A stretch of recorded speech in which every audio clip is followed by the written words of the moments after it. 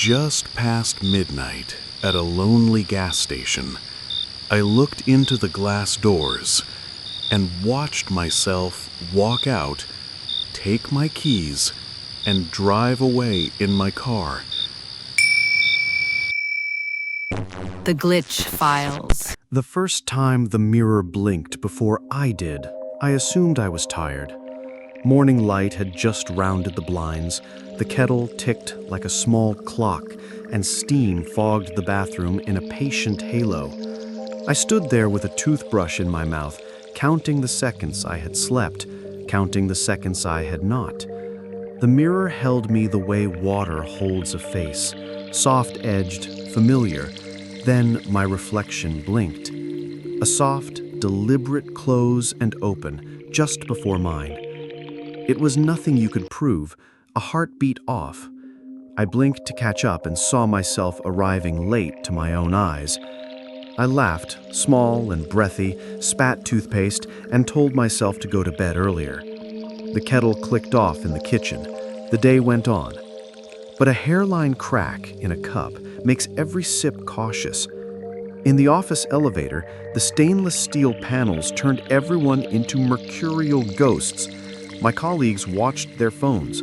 I watched the swarm of us shimmer in the metal, the way motion staggers when captured under cheap fluorescent light. When the elevator doors parted, all those reflections swallowed their steps and then let them out again, a fraction too slow, as if time had hiccuped inside the chrome. They call it the mirror weather, I read later. Nothing official, just a phrase drifting through late-night forums and quiet threads. Anyone else notice that mirrors are getting independent? One reply, like they're rehearsing without us. Another, my bathroom mirror laughed. It wasn't me. That afternoon, while pouring coffee into a paper cup, I saw my face framed by the cafe window and realized I was smiling wider in the glass than at the barista, a polite extra, a version of me who had thought of something funny just before I did. I turned to catch up with him, and the smile slipped away so naturally I could have sworn I had imagined it. Evening pulled the city into that soft zone where everything is true at once. Headlights drew white threads on the wet street. A laundromat's neon sign hummed, and the hum seemed to tune itself to my pulse. I walked home past a storefront with blacked-out windows. For a second, a tall figure moved behind the film, my own shape, my own tilt of the head, but held at a slight angle, like a book left open face down. He raised his hand as if to wave. I adjusted my bag on my shoulder. We missed each other by the thickness of glass. There are days when you occupy your life fully, and days when you sit in it like a passenger. That week, I rode. I spoke softly to cashiers. I answered emails with care. My apartment smelled faintly of rain and detergent. The mirror in my hallway returned my image with a faint delay, a nod that landed half a beat after I lowered my chin, as though practice and performance had fallen out of order. When the weekend came, the sky forgot its color. I drove without a destination because there's a kind of thinking that only happens with the steady reach of an empty road. The car made its small machine sounds, the subtle whir of the fan, the tasteful click of turn signals, the breath of the tires over wet asphalt. I drifted toward the edge of the city and then past it, into the places where grass grows through cracked pavement and billboards promise products that have already been replaced by newer versions of themselves. It was late when I finally stopped for gas. The station looked like it belonged to two different decades assembled together after a misunderstanding. A new card reader taped onto an old pump, a fluorescent canopy buzzing like a distant beehive. The store's sign said open in a scripted neon that had lost one letter, so it read OPE, which felt honest. Moths circled that warm, wired light as if it were a modest sun they could finally understand. I parked by the far pump. Diesel on cold air is a specific smell. Clean and not, metallic and green. The pump woke with a click and gave me numbers, and the numbers climbed like unobtrusive stairs. Across the forecourt, the store doors were a pane of black glass, the kind that doubles the night and softens everything. I could see myself in that glass, a person leaning gently on the car while the hose worked. I raised my hand. He did too, but in his world, a moth traced the arc of my gesture, and there was no moth near me. My mouth caught on a small smile. His smile arrived with a shy eagerness I didn't feel. I should say, because it matters, the differences were not dramatic. A stranger would not have noticed. But we know ourselves the way we know our own handwriting in a stack of printed pages. You see a letter and think, that's mine. In the glass, I wore my jacket zipped a fraction higher. The small scar on my left eyebrow looked less pale. My posture was the same and not the same. An unlearned ease around the shoulders, a less careful set to the jaw, as if this version of me had said yes to something I had declined, or declined something I had said yes to long enough ago that the body had forgotten the moment but kept the consequence. He blinked first. It was not a flinch. It was a patient, claiming blink, a nod to a rhythm I had not known we were sharing. It felt like someone stepping off the moving walkway while you keep riding. A small separation that changes the ending. I looked away, because staring into your own face after midnight makes you feel like a thief. The pump clicked off. I set the nozzle back into its holster. The receipt printed with a soft, senseless chirp. On the paper, the time was 12:17 a.m., and the station's name printed itself twice, once as it was and once misaligned, as if the machine had a stutter. I folded the paper into my pocket, as if I were tucking away proof. Inside the store, the light was the color of a long paragraph. A radio near the lottery tickets played a song I knew without remembering the words. The coolers at the back whispered cold air. Tiny cameras kept watch from their corners with sleepy red dots. The cashier was either very young or very old. He had the kind of face that doesn't tell you which way time is moving. He looked up with that practiced, neutral welcome that belongs to people who live under fluorescence. I lifted one hand, he lifted an eyebrow, and the exchange felt complete. I walked the aisles slow. I picked up a bottle of water that implied a mountain in its font, a packet of almonds with a window that showed each one as if any of them were singular. On a whim, I reached for a map folded into an acrylic display near the door, one of those outdated tourist maps with hand-drawn cartoons of local landmarks. It felt like a toy in my hands, a flat country you could hold because the world had agreed to pretend. When I turned back toward the doors, I saw the glass again, and in it, me, outside. One hand in a pocket, one at my side, half curled in a gesture I recognized from photographs I didn't remember taking. He was closer than before, so close that the neon's red script cut across his cheek like a small, kind scar. He leaned in a fraction. I leaned forward to meet him. Up close, the world behind him carried the same inventory as the world behind me. Pumps, a trash can with a lid like a hat, a sky that had forgotten stars and replaced them with the constant ache of distant city light. But there were differences that had the courtesy to be subtle. The moth I had seen earlier traced a figure 8 on his side of the glass, and I could make out the fine powder of its wings where it had dusted the neon. On my side, the moth did not exist. On his side, The condensation of our breaths fogged the glass. On mine, the glass stayed obediently clear. He was living a fraction warmer. He raised his hand and put his palm against the glass. I matched him. The feeling of your own hand on glass feels exactly like glass. But there was also the suggestion, an almost feeling of heat where his palm would be. I let my fingers splay. His spread a little quicker than mine. When he smiled, I saw something I can only call intention. Not toward me, not away, no drama. Just a shape of purpose, a softness with momentum. In his pocket, something glinted. When he drew his hand out, my keys were in it. Blue fob, brass house key. The small plastic tab a friend had given me with a cartoon of a car that said, "Try not to be late." I looked down at my own pocket.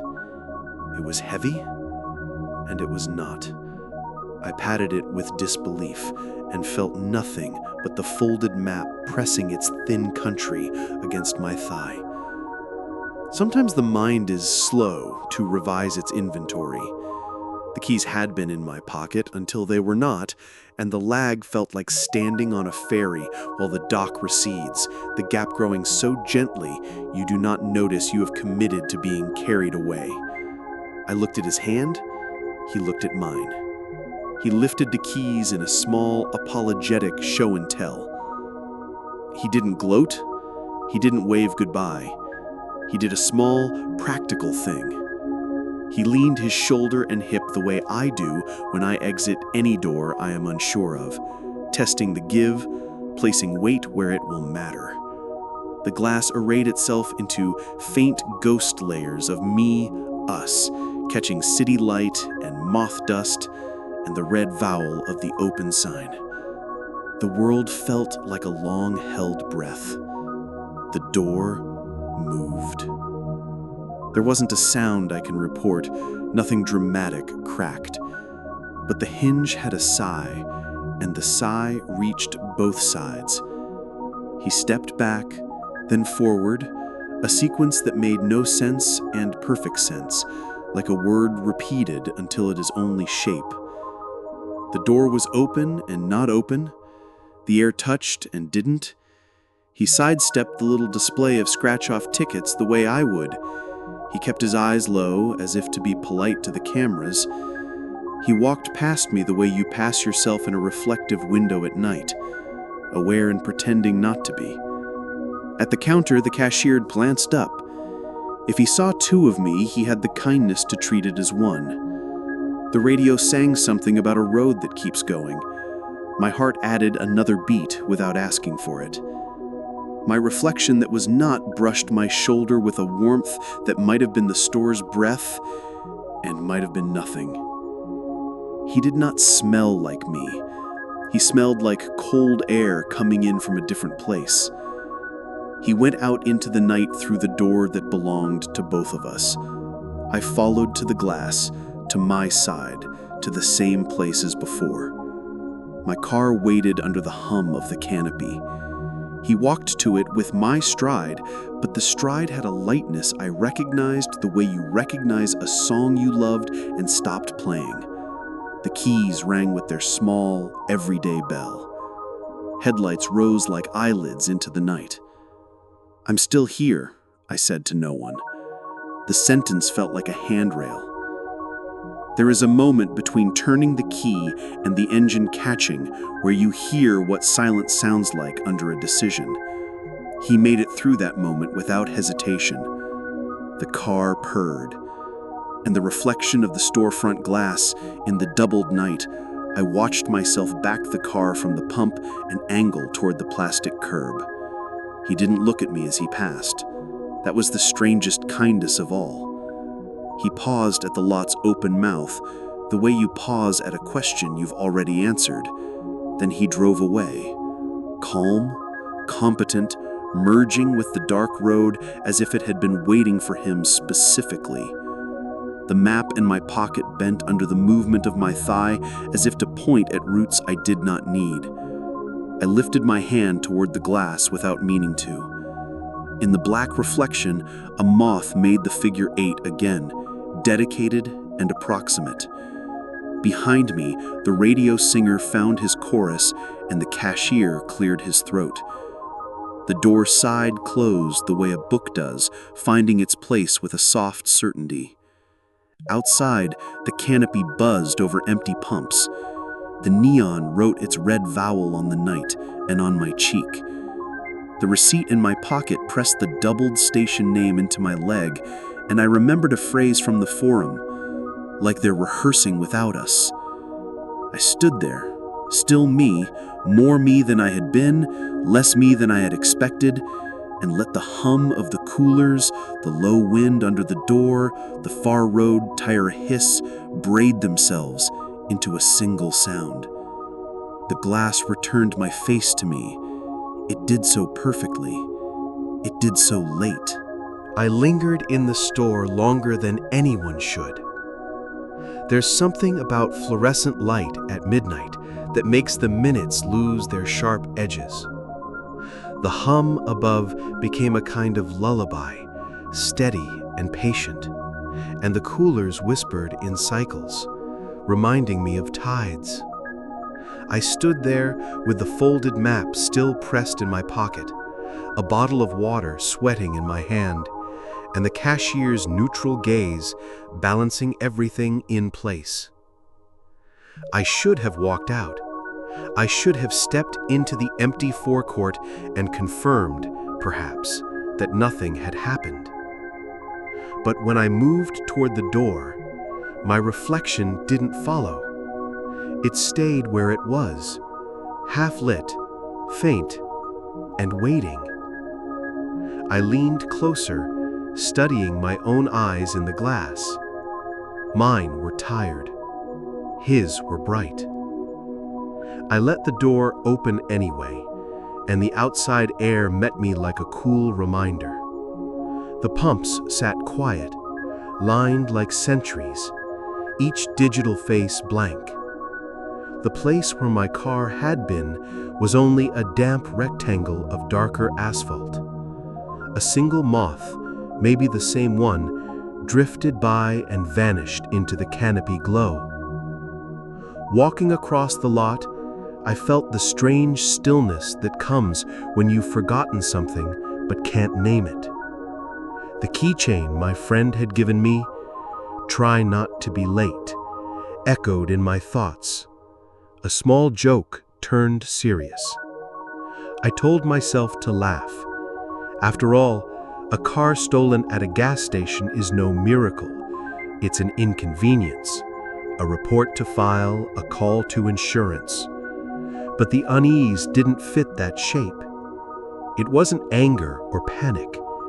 It was something older, a recognition that I had just become slightly less tethered to the world I thought was mine. I walked back to the glass doors, watching the version of myself still inside. He, me, stood there, holding the water bottle like a relic, staring out at me as if I were the reflection. I lifted my hand, pressed it to the glass. He did the same, but with more certainty. I looked over my shoulder at the dark road. When I turned back, he was gone. The cashier asked me if I needed anything else. His voice was flat, but not unkind. I shook my head. The receipt in my pocket felt heavier now, as though paper could collect weight. I started walking. No car, no plan. The road stretched in both directions, soft black with pale stripes, the kind of road that seems designed to go nowhere in particular. The hum of the station dimmed behind me. Ahead, only silence and the occasional whisper of tires from an unseen highway. As I walked, windows began to notice me. A roadside diner closed for the night reflected my figure in its glass. But it wasn't me. It was the version with the higher zippered jacket, the easier posture. He was already seated at a booth inside, hands folded, waiting for coffee that would never arrive. I blinked. He didn't. Further along, a passing bus thundered by, its windows filled with a blur of faces. Yet in the streaked reflections, one stood out, mine or his, gazing steadily back at me, calm and composed among strangers. The night grew thick with these fragments. Each pane of glass, each polished surface, carried not my delay, but his.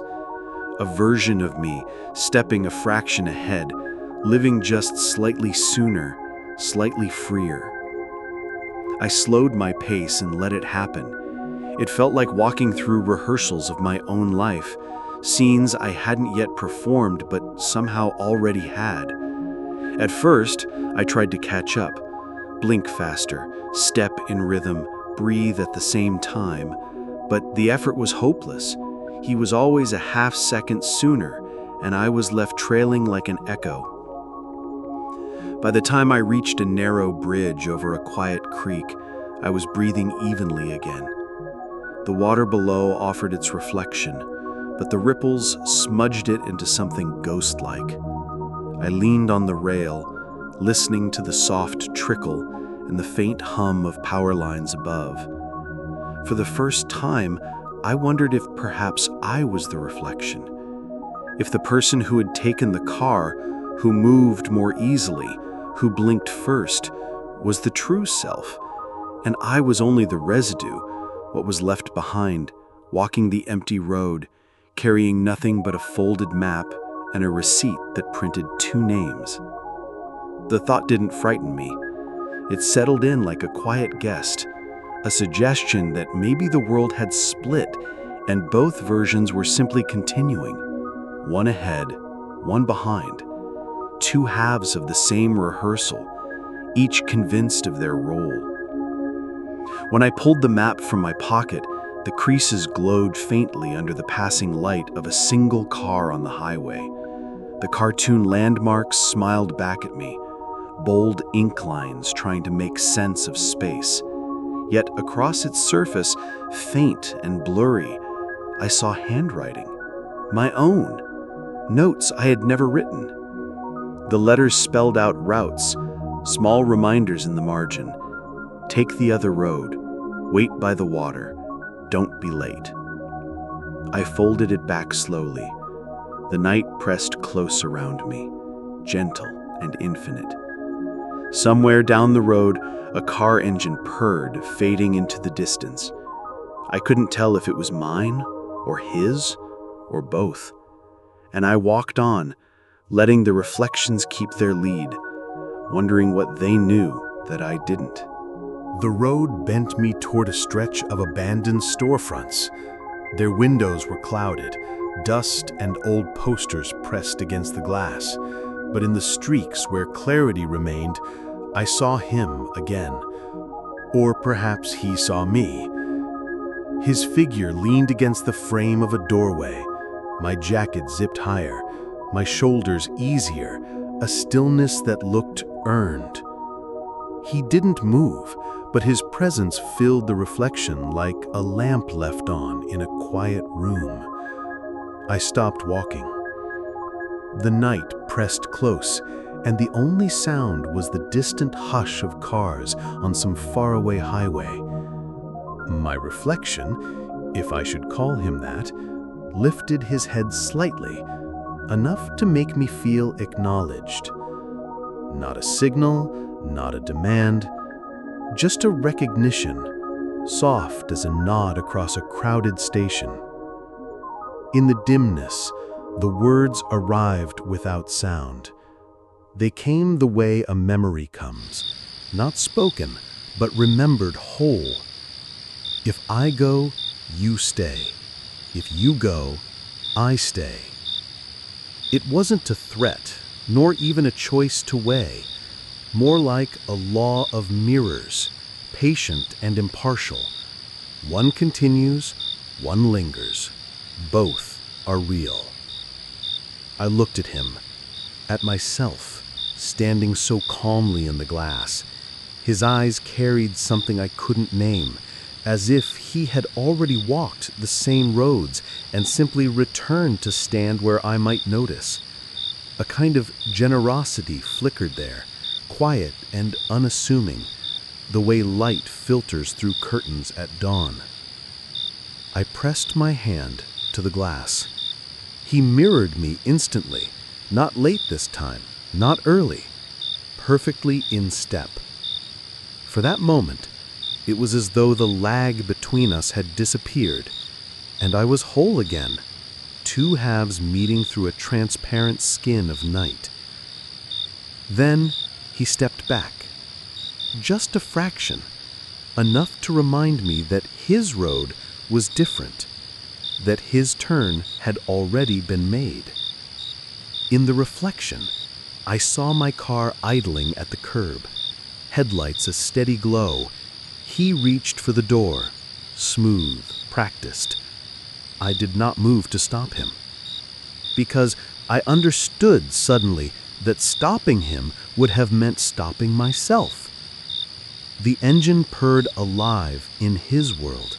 On mine, the street remained empty, only a soft rustle of wind through tall weeds by the sidewalk.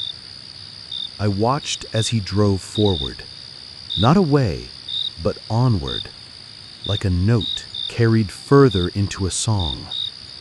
The glass held the image a moment longer, then let it fade, returning me to my own solitary outline.